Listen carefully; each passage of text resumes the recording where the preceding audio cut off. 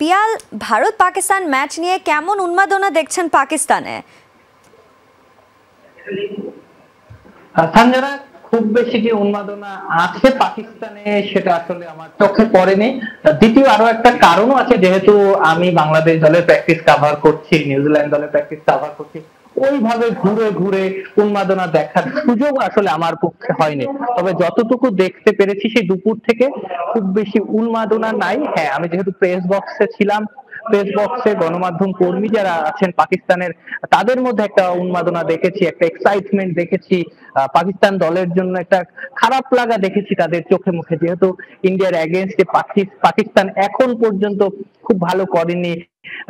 দুবাইয়ে তারা 250 রানের মতো তুলেছে শুরুতে, পরে বোলিং এ এসে পাওয়ার প্লের আগেই তারা 50 রান, তাদের ইন্ডিয়ার বোর্ডে 50 রান হয়ে গেছে, তারা একটা মাত্র উইকেট তুলতে পেরেছে রোহিত শর্মা, শাহিন আফ্রিদির বলে, যেটা আসলে তাদের মধ্যে খারাপ লাগা কাজ করেছে পাকিস্তানের যেসব গণমাধ্যম কর্মী আছেন। তবে সাধারণ দর্শক যদি বলেন, ওইভাবে সকাল থেকেই কোনো ওই রকম দর্শকদের উন্মাদনা খেয়াল করিনি। আমরা সাধারণত যেটা দেখি, যে কোনো ম্যাচ হলে উপমহাদেশে চায়ের দোকানে ভিড় লেগে যায়, যে কোনো দোকানে ভিড় লেগে যায়, টিভির সামনে, টিভি পর্দার সামনে, কিংবা বড় বড় পরিসরে খেলা দেখার একটা আয়োজন করা হয়, যে সেটা আসলে রাওয়ালপিন্ডিতে আমি ওইভাবে দেখি। একদম তাই। পিয়াল, দুবাইয়ের উইকেটে আসলে 241 রানের যে চ্যালেঞ্জটা জানিয়েছে, এই রানটা ডিফেন্ড করা আসলে কতটুকু চ্যালেঞ্জিং হতে যাচ্ছে ভারতের জন্য? দেখেন, 240-41 দুবাইয়ের উইকেটের জন্য কিন্তু ডিফেন্ডেবল। বাংলাদেশের ম্যাচটা যদি আপনি দেখেন, 228 করেও বাংলাদেশ দল কিন্তু ইন্ডিয়াকে চাপে রেখেছিল। হ্যাঁ, 6 উইকেটে বাংলাদেশ হেরেছে বটে, তবুও কিন্তু চাপে রেখেছিল। জাকের আলী অনেক যদি কে এল রাহুলের ওই ক্যাচটা নিতে পারতেন, ইউ নেভার নো, বাংলাদেশ হয়তো জিততেও পারতো।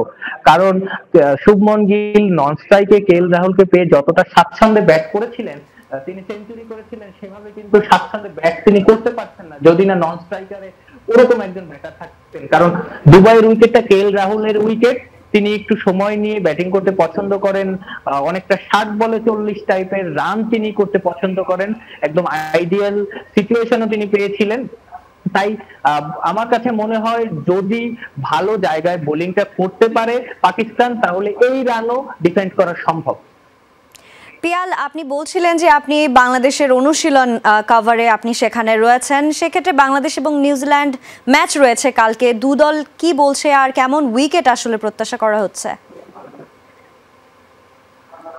সঞ্জনা, আজকে নিউজিল্যান্ড দল যখন প্র্যাকটিস করছিল, তখন এই ম্যাচের যে পিচ কিউরেটর কিংবা রাওয়ালপিন্ডির যিনি pitch curator Tony Hemming, Bangladesh বা বিসিবির আগে পিচ কিউরেটর তিনি ছিলেন, তার সঙ্গে আমাদের কয়েকজন গণমাধ্যম কর্মীর কথা হচ্ছিল। তিনি যেটা বলছিলেন যে 300 রান 350 রানও এখানে নিরাপদ না। আমি আবারও বলছি, 350 রান 300 রান এখানে নিরাপদ না, এবং দ্বিতীয় ইনিংসে ব্যাট করাটা অনেক অনেক অনেক সহজ হবে। ডিউ ফ্যাক্টর থাকবে, যেহেতু পাকিস্তানে রাতের বেলা তাপমাত্রা প্রায় 14, 13, 12 এরকম ডিগ্রি সেলসিয়াসে নেমে যায়, তাই কুয়াশার একটা ব্যাপার থাকে। তাই রাতের বেলায় ডিউ ফ্যাক্টরটা কাজ করবে, অতটা সহজ হবে না বোলারদের জন্য বল করা, বিশেষ করে স্পিনারদের জন্য, এবং ওই সুবিধাটা ব্যাটাররা নিতে পারবেন, তাদের জন্য চেইসটা অনেক বেশি ইজি হবে।